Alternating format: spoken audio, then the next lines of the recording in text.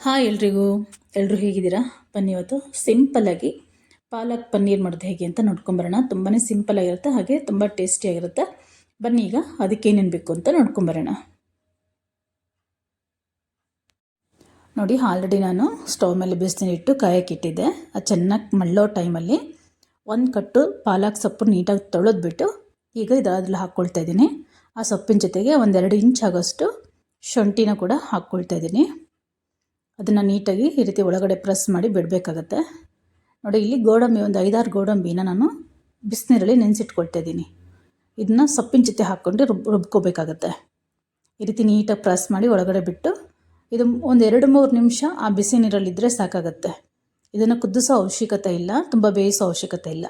ತುಂಬ ಬೇಯಿಸಿದ್ರೆ ಅದಕ್ಕೆ colour change ಆಗಿಬಿಡುತ್ತೆ. ಹಾಗಾಗಿ ಒಂದು 2-3 ನಿಮಿಷ ಅದಕ್ಕೆ ಬಿಟ್ಟು ತೆಗೆದುಬಿಟ್ರೆ ಸಾಕಾಗುತ್ತೆ. ನೋಡಿ, ಈಗ ನಾನು ತೆಗೆದು ಸೈಡ್ ಇಟ್ಕೊಳ್ತಾ ಇದ್ದೀನಿ. ಅದನ್ನ ತಣ್ಣಗಾಕಕ್ಕೆ ಬಿಟ್ಬಿಡೋಣ. ಈಗ ತೆಗೆದ್ಬಿಟ್ಟು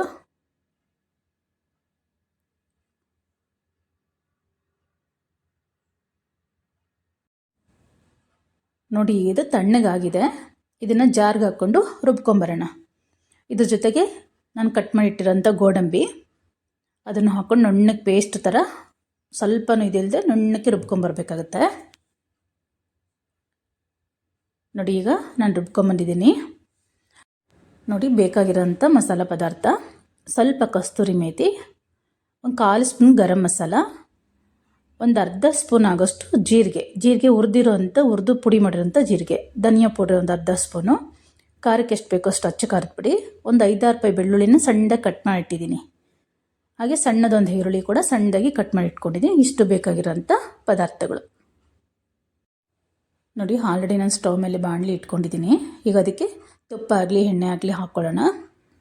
ಇದು ಕಾದಾದಮೇಲೆ ಸಣ್ಣದಾಗಿ ಕಟ್ ಮಾಡಿಟ್ಟಿರೋವಂಥ ಬೆಳ್ಳುಳ್ಳಿ ಹಾಕ್ಕೊಳ್ಳೋಣ.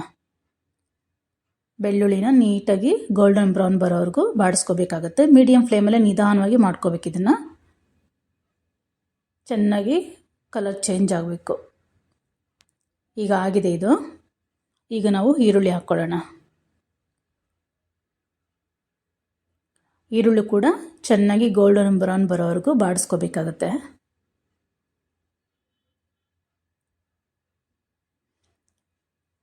ನೋಡಿ, ಈಗ ಇದಾಗಿದೆ. ಈಗ ನಾವು ರುಬ್ಬಿರೋ ಅಂಥ ಪೇಸ್ಟ್ ಹಾಕ್ಕೊಳ್ಳೋಣ, ಸೊಪ್ಪಿನ ಪೇಸ್ಟು. ಇದಕ್ಕೆ ನೀರು ಬೇಕು ಅಂದರೆ ನಾವು ಸೊಪ್ಪು ಬೇಯಿಸಿದ್ವಲ್ಲ ಅದೇ ನೀರು ಹಾಕ್ಕೊಂಡು ಮಿಕ್ಸ್ ಮಾಡಿಕೊಂಡು ಎಷ್ಟು ಬೇಕೋ ಅಷ್ಟು ಅದಕ್ಕೆ ನೀವು ಮಾಡ್ಕೋಬೇಕು.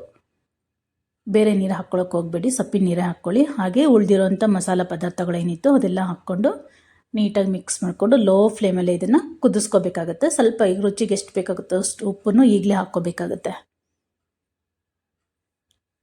ನೋಡಿಕೊಂಡು ನಿಧಾನವಾಗಿ ಲೋ ಫ್ಲೇಮಲ್ಲೇ ಕುದಿಸ್ಕೋಬೇಕು, ಆಗಲೇ ಅದು ಚೆನ್ನಾಗಿ ಬೇಯೋದು. ನೋಡಿ, ರುಚಿಗೆ ತಕ್ಕಷ್ಟು ಉಪ್ಪು ಇಲ್ಲೇ ಹಾಕ್ಕೊಳ್ಳೋಣ. ಈ ಪಾಲಕ್ ಪನ್ನೀರ್ ಸಾಗೋಗೆ ಖಾರ ತುಂಬ ಹಾಕಬಾರ್ದು, ನೋಡಿಕೊಂಡು ಲಿಮಿಟಾಗಿ ಸ್ವಲ್ಪನೇ ಮೈಲ್ಡಾಗಿರಬೇಕು ಖಾರ. ತುಂಬ ಖಾರ ಇದ್ದರೆ ಚೆನ್ನಾಗಿರಲ್ಲ. ಈ ರೀತಿ ನಿಧಾನವಾಗಿ ಕುದಿಬೇಕು ಲೋ ಫ್ಲೇಮಲ್ಲೇ. ಒಂದು 5-10 ನಿಮಿಷ ಚೆನ್ನಾಗಿ ಕುದಿಸ್ಕೊಳ್ಳೋಣ. ನೋಡಿ, ಈಗ ಆಲ್ಮೋಸ್ಟ್ ಆಗ್ತಾಯಿದೆ ಇದು. ನೋಡ್ಕೊಳ್ಳಿ, ಹದ ನಿಮ್ಗೆ ಎಷ್ಟು ಬೇಕೋ ಹದ ನೋಡಿಕೊಂಡು ಸ್ವಲ್ಪ ಗಟ್ಟಿಕ್ಕಿದ್ರೇ ಚೆನ್ನಾಗಿರುತ್ತೆ, ಪನ್ನೀರ್ ಜೊತೆ ನೀಟಾಗಿ ಹೊಂದ್ಕೊಳ್ಳುತ್ತೆ. ಈಗ ಪನ್ನೀರ್ ಹಾಕ್ಕೊಳ್ಳೋಣ. ಪನ್ನೀರ್ ಹಾಕ್ಕೊಂಡು ಎಲ್ಲೂ ಲೋ ಫ್ಲೇಮಲ್ಲೇ ಮಾಡ್ಕೋಬೇಕು. ಒಂದು 5 ನಿಮಿಷ ಇದನ್ನ ಕುದಿಯೋದಕ್ಕೆ ಬಿಡೋಣ. ನೋಡಿ, ಈಗ ಈ ರೀತಿ ಕುದೀತಿದೆ. ಈಗ ಕರೆಕ್ಟಾಗಿ ಆಗಿದೆ ಇದು. ಈಗ ಇದನ್ನು ಸ್ಟವ್ ಆಫ್ ಮಾಡಿಕೊಂಡು ಕಸ್ತೂರಿ ಮೇಥಿ ಇತ್ತಲ್ವ ಅದನ್ನು ಈಗ ಇದ್ರ ಮೇಲೆ ಹಾಕ್ಕೊಂಡು ಮಿಕ್ಸ್ ಮಾಡ್ಕೊಳ್ಳೋಣ. ಈಗ ಕರೆಕ್ಟಾಗಿದೆ. ಈಗ ಸ್ಟವ್ ಆಫ್ ಮಾಡ್ಕೊಂಬಿಡೋಣ. 5 ನಿಮಿಷ ಟೈಮ್ ತೊಗೊಳುತ್ತೆ ಪನ್ನೀರ್ ಹಾಕಿದ್ಮೇಲೆ. ನೋಡಿ, ಈಗ ಕಸ್ತೂರಿ ಮೇಥಿ ಮೇಲೆ ಹಾಕ್ಕೊಂಡು ಒಂದು ಸಲ ಮಿಕ್ಸ್ ಕೊಟ್ಕೊಂಡ್ರೆ ಪಾಲಕ್ ಪನ್ನೀರ್ ಸಾಗು ರೆಡಿ ಆಗುತ್ತೆ. ತುಂಬಾ ರುಚಿಯಾಗುತ್ತೆ. ಒಂದು ಕಟ್ಟು ಪಾಲಕ್ ಸೊಪ್ಪಿಗೆ ನಾನು ಹೇಳಿರೋ ಮಸಾಲ ಪದಾರ್ಥ ಅಷ್ಟೇ ಸಾಕಾಗುತ್ತೆ, ಕರೆಕ್ಟಾಗಿರುತ್ತೆ.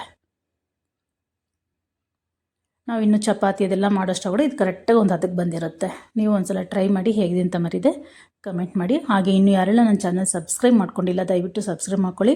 ಹಾಗೆ ವಿಡಿಯೋ ಪೂರ್ತಿ ನೋಡಿ, ಇಷ್ಟ ಆದರೆ ಒಂದು ಲೈಕ್ ಕೊಡೋದನ್ನ ಖಂಡಿತ ಮರಿಬೇಡಿ. Thank you for watching. Bye.